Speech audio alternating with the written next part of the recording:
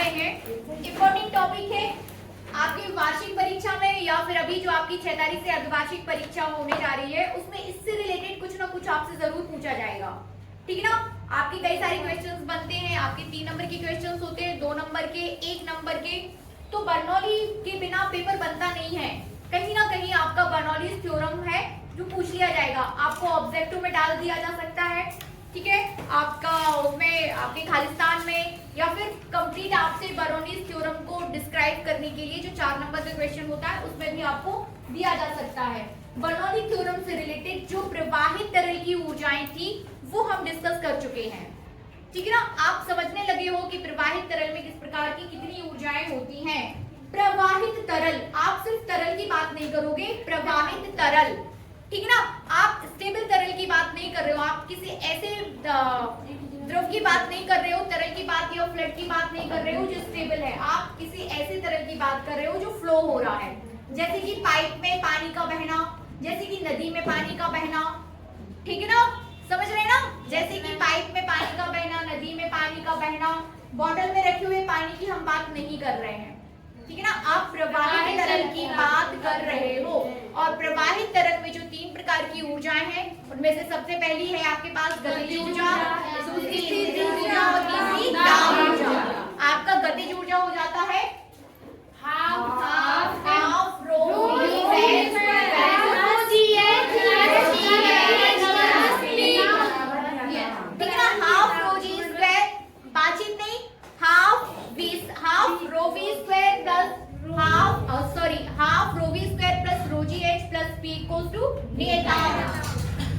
ठीक है ना, नियतांक। ये बर्नौलीज थ्योरम का स्टेटमेंट है, ध्यान से सुनिए।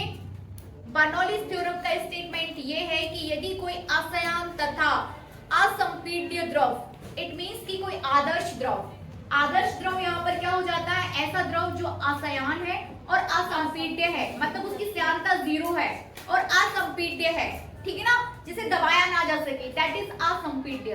तो आदर्श द्रव को, ये जो आपका आदर्श द्रव है उसकी 2 विशेषताएं यहाँ पर हो जाती है, असंपीड्य तथा असंयान, ठीक है। तो कोई आदर्श द्रव यदि किसी नली में प्रवाहित हो रहा है, नली में या प्रवाहित हो रहा है, कहीं भी वो प्रवाहित हो, तो उसकी तीनों ऊर्जाओं या संपूर्ण ऊर्जा, उसकी संपूर्ण ऊर्जा नियत रहती है, संपूर्ण ऊर्जा नियत रहती है, यही इसकी संपूर्ण ऊर्जा है। गतिज ऊर्जा, स्थितिज ऊर्जा, दाब ऊर्जा, ये इसकी क्या है, संपूर्ण ऊर्जा, और वो संपूर्ण ऊर्जा क्या है, नियत है। फॉर एग्जाम्पल, ये आपके पास कोई नली है, ठीक है ना, नली का ये समतल से हाइट अलग अलग पॉइंट पर अलग अलग है, यहाँ कुछ और हाइट है, यहाँ कुछ और हाइट है, यहाँ कुछ और हाइट है, ठीक है ना, समझ रहे हैं ना। यहाँ कुछ और हाइट है, यहाँ पर इस पॉइंट पर कुछ और है, यहाँ कुछ और है, वहां कुछ और है, तो हाइट क्या है, अलग अलग। यदि हाइट अलग अलग है तो आपके पास ये जो दाब, ये आपकी स्थितिज ऊर्जा है वो अलग अलग हो जाएगी, हो जाएगी ना। स्थितिज ऊर्जा देखिए h की वैल्यू वेरी करेगी, तो स्थितिज ऊर्जा क्या हो जाएगी, वेरी करेगी। हर एक पॉइंट पर आपको स्थितिज ऊर्जा क्या मिलेगी, अलग अलग मिलेगी। Is that clear?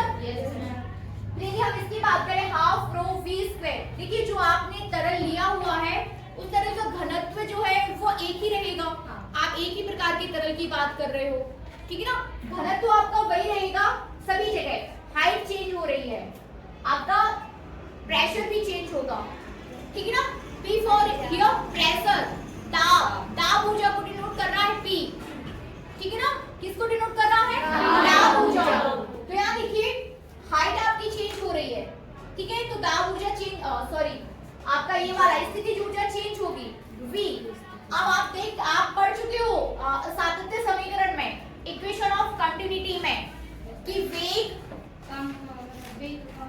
a v equals to constant, a vary करने पर वेग भी क्या होता है, यदि अनुप्रस्थ काट का क्षेत्रफल यदि वेरी हो रहा है, चेंज हो रहा है, किसका, अनुप्रस्थ काट का क्षेत्रफल, ये चीज आपको अनुप्रस्थ काट का क्षेत्रफल दिखाती है सभी जगह, ये गोल जो दिख रहा है, अनुप्रस्थ काट का क्षेत्रफल यदि चेंज हो रहा है तो वेग भी चेंज होगा। इट मींस यदि वेग चेंज हो रहा है तो फिर आपका ये चीज भी क्या करेगी, वेरी करेगा। तो हर एक पॉइंट पर आपका ये भी वेरी कर रहा है, आपका ये भी वेरी कर रहा है, आपका प्रेशर भी वेरी कर रहा है, लेकिन जब आप तीनों को जोड़ने बैठोगे तो हर एक पॉइंट पर तीनों का योग आपको नियत मिलेगा। Is that clear? योग आपको नियत मिलेगा, आपको कंफ्यूज नहीं होना है कि मैम तो बोल रही है वेरी कर रहा है, फिर बोल रही है नियत हो रहा है। तो नियत और वेरी करना दोनों ही चीजें आपकी सिमिलरिटी में चल रही हैं, ठीक है ना। जैसे आपको मैथ्स में 50 नंबर मिले, गणित में आपके 30 नंबर गणित में 30 हैं, फिर आपका इनके 30 हो गए, इनके 40 हो गए और इनके 50 हो गए, इनको जोड़ दो, फिर कोई दूसरा जोड़ा ले लो, लेकिन टोटल जो आपका क्या जा रहा है वो एक वैल्यू में जाएगा, ठीक है ना। किसी एक पॉइंट पर इन तीनों की वैल्यूज का आप योग करोगे तो वो आपको सेम मिलेगा। तो नियत होने का मतलब समझ गए, ठीक है ना। स्टेटमेंट क्लियर हो गया? Yes ma'am. अब ये चीज आपको क्या करना है, प्रूफ करना है, ठीक है ना। तो हेडिंग दीजिए उपपत्ति। आदर्श द्रव के लिए है। यस, इफ हाँ यदि आदर्श नहीं है तो आपका ये काम नहीं करेगा, ठीक है ना। आदर्श द्रव के लिए आसयान तथा असंपीड्य द्रव 99% यदि कोई तरल आसयान है तो आप उसको आदर्श बोलोगे। 100% नहीं है तो कोई दिक्कत नहीं, लेकिन 90% यदि कोई तरल आसयान है या असंपीड्य है तो आप उसको आदर्श तरल में आप उसको इंक्लूड करोगे। कैसा? हाँ ऐसे बहुत कम होंगे, ठीक है। अब इसे हमें प्रूफ करना है। मैम जो गैस वो उसमें सटक में से जाती है वो सटकता है, उसको देखना पड़ेगा कि आपके पास जो आप पाइप में गैसेस ले रहे हो वो आसयान है कि नहीं, आदर्श है कि नहीं। क्वालिटीज रहती है सबकी, मेजरमेंट हमारे पास आ जाते हैं, ठीक है ना। चलिए उपपत्ति हेडिंग करिए, उपपत्ति प्रूफ करना है हमें इस स्टेटमेंट को।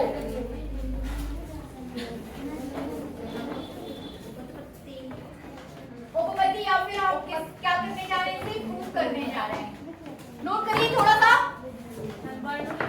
बर्नौली प्रमेय में नोट करिए।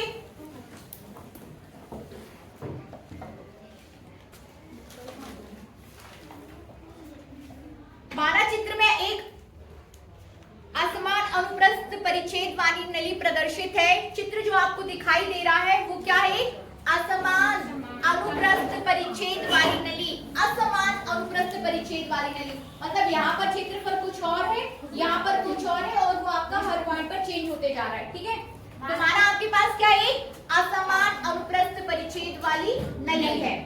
आगे देखिए, नली को नाम दे दी क्या, सीडी। द नेम, क्या बात हो रही है, नली को नाम दे दिया गया है सीडी। आगे लिखिए, माना इस नली में कोई आसयान तथा असंपीड्य द्रव, माना इस नली में कोई आसयान तथा असंपीड्य द्रव धारा रेखीय प्रवाह में बह रहा है, ठीक है ना। आपने नली ले ली और आपने उसमें जो द्रव का प्रवाह है वो कैसा है, धारा रेखीय, विक्षुब्ध प्रवाह नहीं है, ठीक है ना। कैसा है, धारा रेखीय। एक ही पाथ को, जो आपके तरल के जो अणु हैं वो सभी एक ही पाथ का अनुसरण कर रहे हैं। तो तरल कैसा, किस प्रवाह में है, धारा रेखीय प्रवाह में। आगे करिए, माना नली के सिरे C का अनुप्रस्थ क्षेत्रफल A1, यहाँ पर क्षेत्रफल A1, यहाँ पर क्षेत्रफल A2, यहाँ पर वेग V1, यहाँ पर वेग हो जाएगा आपका V2, ठीक है ना। प्रेशर यहाँ पर P1 और यहाँ पर प्रेशर हो जाएगा V2। क्या बातचीत चल रही है, लिख नहीं पा फिर से बोल दूं, असंपीड्य लिखिए। फिर से देखिए, माना आपके पास, माना असमान परिच्छेद वाली नली सीडी में कोई असंपीड्य तथा आसयान द्रव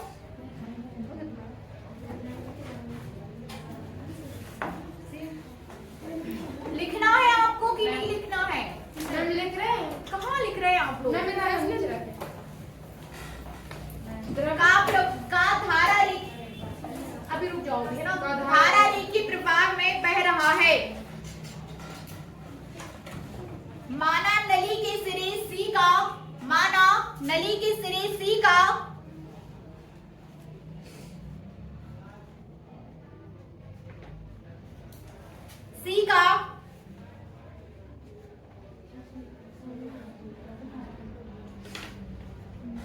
अनुप्रस्थ परिच्छेद क्षेत्रफल A1 है।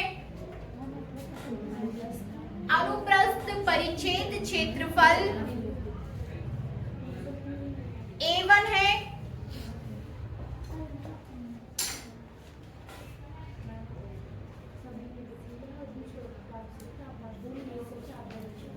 लिख लेना आप लोग, है ना, जरूरी नहीं कि मैं सब पूरा नोट कर, लिख लेना। आयुषी लिख लेना, टाइम जा रहा है इसमें लिखाने में, ठीक है ना, लिख लेना। देखो मैंने समझा तो आपको दिया ही है। यहाँ देखिए, यहाँ देखो क्या लिखना, क्या है आपको अपने मन से लिखिए। मन से क्या कि आपके पास कोई एक असमान अनुपरिच्छेद वाली आपके पास नली है जिसके पॉइंट सी पर आपका प्रेशर P1, ठीक ना, दाब P1 हो जाएगा, हिंदी में लिखेंगे तो दाब P1, उसका क्षेत्रफल यहाँ पर A1 पॉइंट सी की बात करें, और द्रव का प्रवाह जो है V1 है, उसका वेग जो है V1, और D पर आप बात करोगे तो A2 V2 और क्या हो जाएगा V2, ठीक है ना।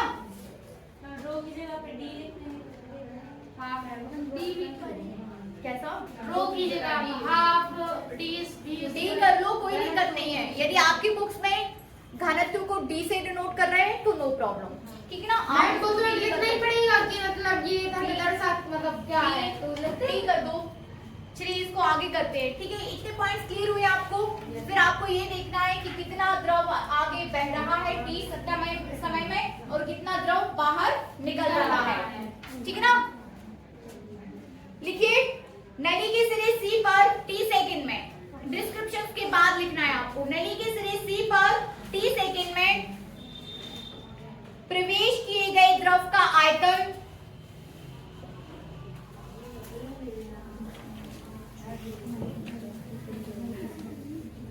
नली के सिरे सी पर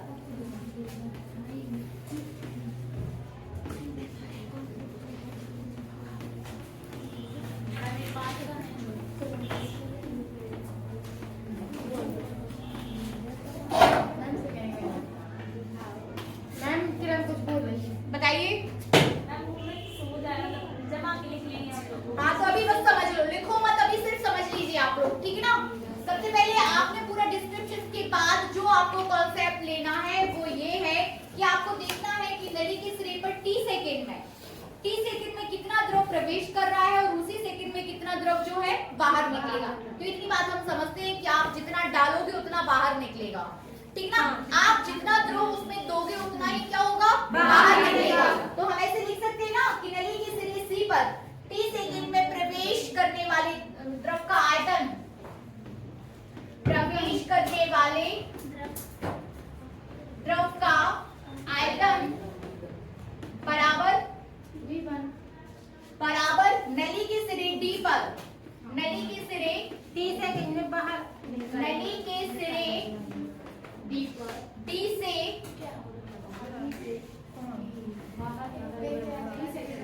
बाहर निकलने वाले द्रव का आयतन, है ना, टी सेकंड में बाहर निकलने वाले द्रव का आयतन, ठीक है ना। जितना द्रव अंदर आएगा उतना ही द्रव कैसा हो जाएगा, बाहर। तो प्रवेश करने वाले द्रव का आयतन कितना है, द्रव का आयतन V1 ये V1, ये V1 वेग है।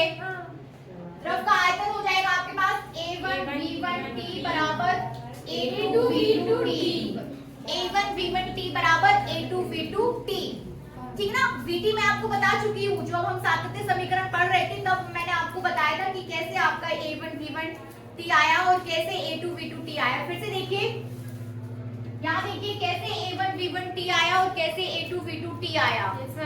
आयतन बराबर लंबाई गुणा चौड़ाई गुणा ऊंचाई, ठीक है ना। या फिर आप ऐसे बोल सकते हो क्षेत्रफल गुणा ऊंचाई। क्षेत्रफल देखो, क्षेत्रफल कैसे आया, क्षेत्रफल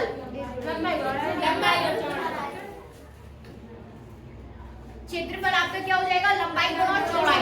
ये देखिए V1 T कैसे आता है, दूरी बराबर कितना होता है, 4 बराबर दूरी बटे समय, पढ़े ना आप लोग, 4 बराबर दूरी बटे समय। तो दूरी बराबर क्या होता है, 4 गुणा समय,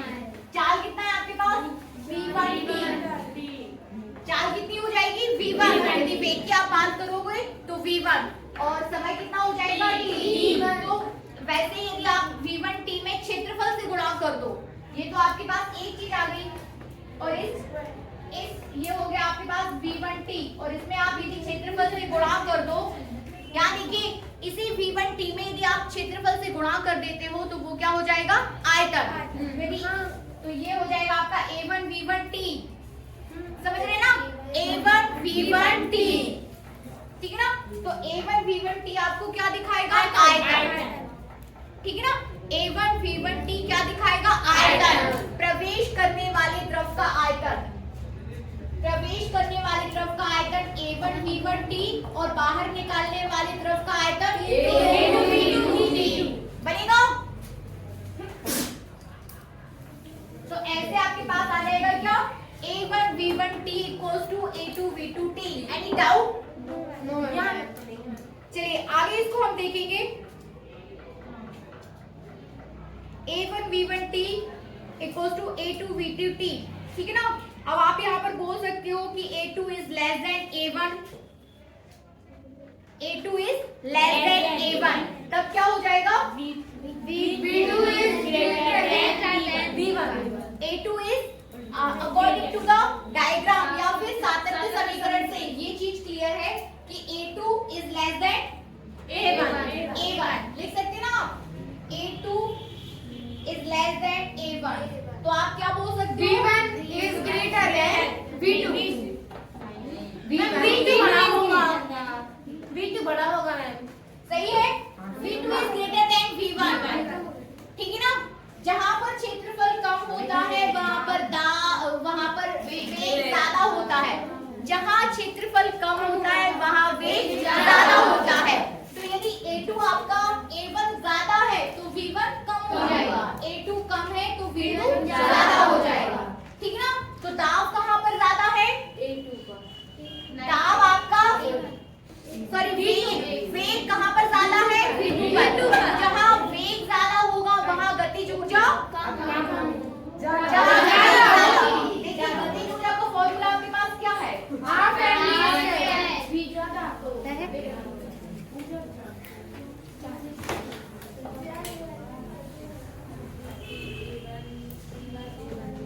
वेग आपका कितना है, देखिए यदि आप गतिज ऊर्जा की बात करो तो हाफ mv स्क्वायर, ठीक है ना, हाफ mv स्क्वायर। यदि पॉइंट सी पर आप गतिज ऊर्जा की बात करें, हम पॉइंट सी पर गतिज ऊर्जा की बात करें तो हाफ mv1 स्क्वायर, ठीक है ना।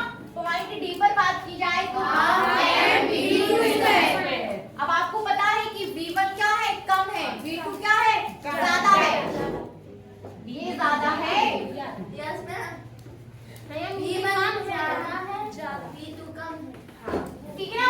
V2 कैसा है, इस तरह से कह रहा है V2 ज्यादा है, तो ज्यादा है तो आप ऐसे बोल सकते हो ना कि half V2 square is greater than half V1 square, बोल सकते हो ना। तो गतिज ऊर्जा आपको किस पॉइंट पे ज्यादा मिलेगी, D पॉइंट पर, T पॉइंट पर,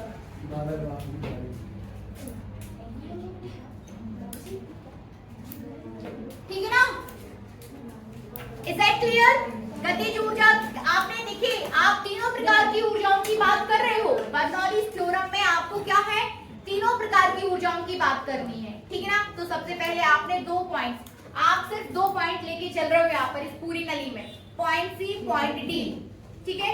आपने पॉइंट सी पॉइंट डी पर गतिज ऊर्जा की कंडीशन देख ली कि गतिज ऊर्जा कहाँ ज्यादा होगी कहाँ कम होगी, ठीक है, ठीक है। अब आप आप कौन सा पॉइंट पकड़ लें, अपन स्थितिज ऊर्जा, ठीक है ना, स्थितिज ऊर्जा, ये साफ कर दूं, और जो चीजें अपन को मिलती चल रही हैं वो अपन साइड में ले लेते हैं, ठीक ना। जैसे कि आपको मिला A1 V1T बराबर A2 V2T, इतना अपन को मिला, ठीक ना, इतना मिला। फिर आपको क्या मिला, half V2 square greater than half V1 ये पॉइंट आपको मिला, ठीक है। अब हम किसकी बात करेंगे, स्थितिज ऊर्जा, ठीक है ना, स्थितिज ऊर्जा। ये हाइट यहाँ पर h1 हो जाएगी और ये हाइट यहाँ पर क्या हो जाएगी, h2, ठीक है ना। एक हाइट आपकी h1 हो जाएगी और दूसरी हाइट क्या हो जाएगी, h2। अब आपको बताना है कि स्थितिज ऊर्जा कहाँ कहाँ ज्यादा होगी? H1 यहाँ देखिए स्थितिज ऊर्जा की फॉर्मूला क्या है? mgh क्या फॉर्मूला है? ठीक है ना? यदि H ज्यादा है तो स्थितिज ऊर्जा ज्यादा होगी। तो आप दोनों पॉइंट पर स्थितिज ऊर्जा एक हो जाएगी mgh1, दूसरी हो जाएगी mgh2। ठीक है ना? एक हो जाएगी mgh1, दूसरी हो जाएगी mgh2। तो ज्यादा कहाँ है? C पर। इट मींस आप लिख सकते हो mgh1 is greater than mgh2। देखें ये वाला पॉइंट भी यहाँ mgh1 is greater than mgh2। लिख सकते हैं ना? अब तीसरी यदि आप बात करो, तीसरी यदि आप दाब ऊर्जा की बात करो तो दाब ऊर्जा आपके पास कितना होता है? पढ़ चुके हैं आप? PV। ठीक है ना? दाब ऊर्जा क्या हो जाती है आपके पास? P या फिर PV या फिर P इक्वल्स टू M। देखिए दाब ऊर्जा की यदि आप आंकड़े साफ कर दो, एकांक आयतन के लिए पीवी हाँ। बाय होगी और हाँ। नहीं पी होगी। देखिए अभी तक आप किसकी बात कर रहे थे?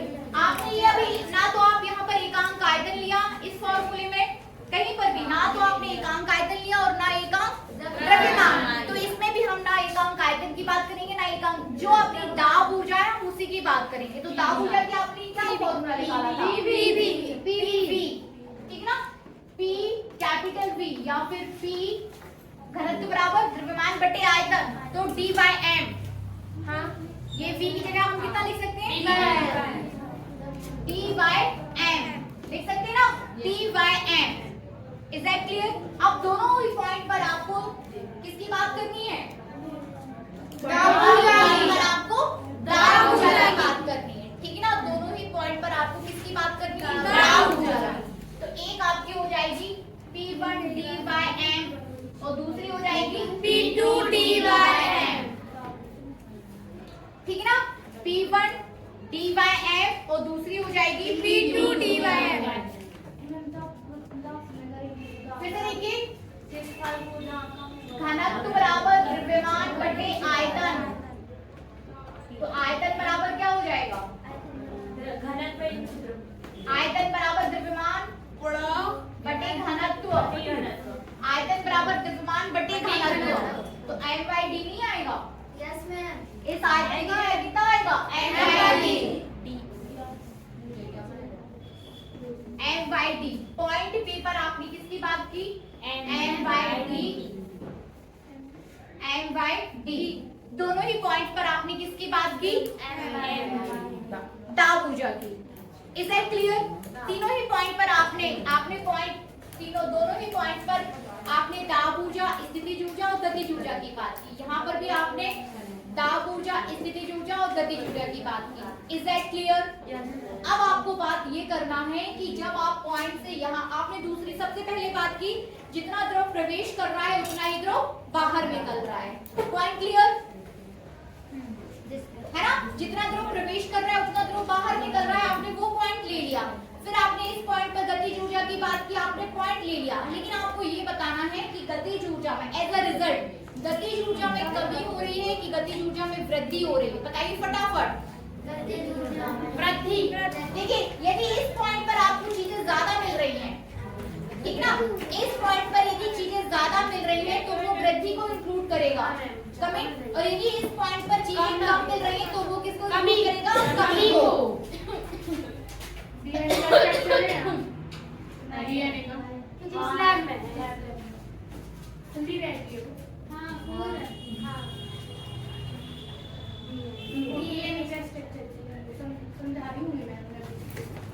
यदि इस पॉइंट पर पॉइंट सी को ध्यान से देखिए, लिख लिया है सबने, कोई दिक्कत नहीं है, ठीक है। लेकिन चीजों को समझना जरूरी अपने दिमाग से।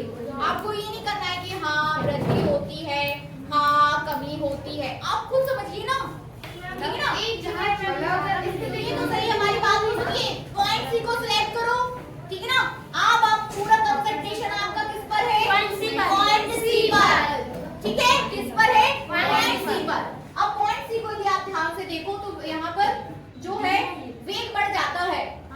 बढ़ जाता मतलब गतिज ऊर्जा में वृद्धि हो रही है, ठीक ना। वेग बढ़ जाता है मतलब गतिज ऊर्जा में वृद्धि हो रही है। लिख सकते हो आप गतिज ऊर्जा में वृद्धि, लिख सकते हो ना।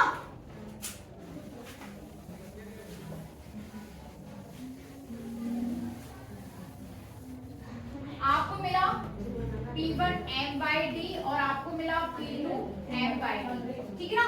सभी प्रकार की ऊर्जाएं, सारे कॉन्सेप्ट हमने साइड में ले लिए और अब हम बात करेंगे फिर से। तो आप क्या ये बोलना सही है कि गतिज ऊर्जा में वृद्धि हो जाती है? यस मैम, है ना। गतिज ऊर्जा में वृद्धि, वृद्धि कैसे निकालेंगे?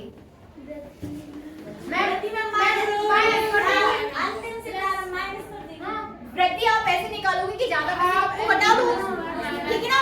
वृद्धि कैसे निकालोगे? ज्यादा में से कम को हटा दो। Half mv2 square minus half mv1 square, ये आपकी क्या हो जाएगी?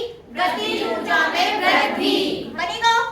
इसके बाद यदि इसको थोड़ा आप ऐसे सजा लो तो कोई प्रॉब्लम नहीं है। v2 square minus v1 square, ठीक है ना। ऐसे लिख सकते हैं इसको v2 square minus v1 square. Is that clear? अब आपसे बात करें, इसी पॉइंट को फिर से पकड़िए, ठीक ना। इसी पॉइंट को हम फिर से पकड़ लेते हैं और फिर ये देखते हैं कि स्थितिज ऊर्जा में कमी हो रही है, स्थितिज ऊर्जा बढ़ रही है, क्या हो रही है? क्या हो रही है? स्थितिज ऊर्जा में कमी हो रही है, कमी हो रही ना। कैसे? h का मान क्या, ठीक है ना। और आप लिख भी दिए हो कि mgh1 is greater than mgh2, it means कि as a result स्थितिज ऊर्जा में कमी हो रही है, ठीक है ना। तो आप यहाँ पर निकाल दोगे स्थितिज ऊर्जा में कमी, स्थितिज ऊर्जा में कमी, और वो कमी कैसे निकालेंगे? हमेशा ही बड़े में से छोटा घटेगा, ठीक है ना। तो कमी it means mgh1 minus mgh1 minus mgh2, ठीक है ना। mgh1 माइनस mgh2, ठीक है ना। तो mg is mg could be take h1, so h1 is minus h2, mg inside the bracket h1 minus h2 बनेगा। आपने अपने दिमाग से किया है, हमें किसी ने सिखाया नहीं है ना। mg h1 minus mg h2 बनेगा। क्यों? क्योंकि आपको दिखाई दे रहा है कि स्थितिज ऊर्जा में क्या हो रही है? कमी हो रही है, ठीक है। इसको कंप्लीट करेंगे, बैठे रहिए। अब इसके बाद हम किसकी बात करेंगे? दाब ऊर्जा की।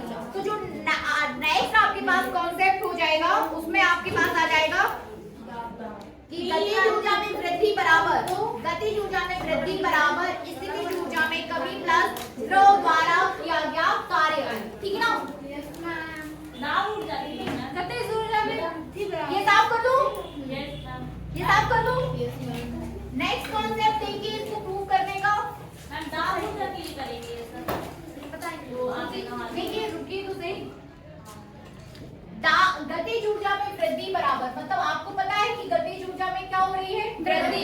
तो गतिज ऊर्जा में वृद्धि बराबर, गतिज ऊर्जा में वृद्धि बराबर क्या हो जाएगा? स्थितिज ऊर्जा में कमी, ठीक है ना। स्थितिज ऊर्जा मतलब चीजों को आप बैलेंस कर रहे हो, इज इट क्लियर? चीजों को आप क्या कर रहे हो? बैलेंस कर रहे हो। वृद्धि बराबर कितनी कितनी कमी, कहीं कमी और कहीं वृद्धि हुई है, तो दोनों को आपको क्या करना है? बैलेंस करना है। तो कैसे बैलेंस होगा? गतिज ऊर्जा में वृद्धि बराबर स्थितिज ऊर्जा में कमी, स्थितिज ऊर्जा में कमी प्लस दाब द्वारा द्रव पर किया द्रव द्वारा किया गया कार्य, ठीक है ना। द्रव द्वारा किया गया कार्य, द्रव द्वारा किया गया कार्य, द्रव द्वारा किया गया कार्य। तीनों चीजों को लिख लीजिए। स्थिति गतिज ऊर्जा में वृद्धि हाफ m v2 ठीक है ना बराबर स्थितिज ऊर्जा में कमी